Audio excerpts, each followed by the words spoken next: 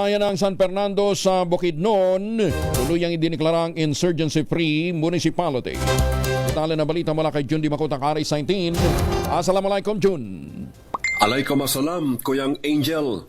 Opisyal nang dineklara bilang insurgency-free ang bayan ng San Fernando sa probinsya ng Bukidnon. Ito ay sa pamamagitan ng Municipal Resolution No. 555 Series of 2024, Municipal IPMR at ng Barangay Chieftain Resolution No. 0005 Series of 2024. Bago ang deklarasyon, mabusising sumailalim sa masinsinang validation ng 10th Infantry Division at ng Police Regional Office 10 Area Clearing Evaluation Board ang kabuuan ng bayan ng San Fernando, kung saan napatunayan ang pagkabuwag ng mga armadong grupo mula sa Sub-Regional Centro de Gravidad SRS-DG Pedler ng North Central Mindanao Regional Committee NCMRC.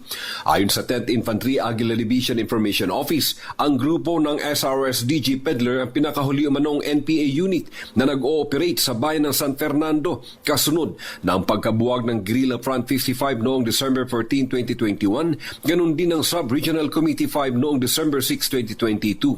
Sa pahayag mula kay Brigadier General Marion Angkao, on behalf of 10th Infantry Aguila Division Commander Major General Alan Hambala, pinapurihan ito at pinasasalamatan ang lahat ng involved sa isa pang matagumpay na accomplishment na pagkakaisa at pag-abot ng kapayapaan.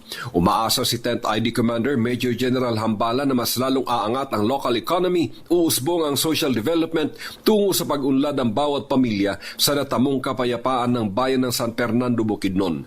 Matapos ang simbolo ng pagpapalipad ng mga kalapati, hinihikayat naman ni San Fernando Mayor Rogelio Reque ang mga residente, ang mga former rebels na patuloy na magkaisa at magtulungan na mapanatili ang insurgency-free status ng San Fernando. Pinasasalamatan din ng alkalde ang contributions ng 89th IB, 48th IB at 56th IB sa ilalim ng pamunuan ng 10th Infantry Aguila Division.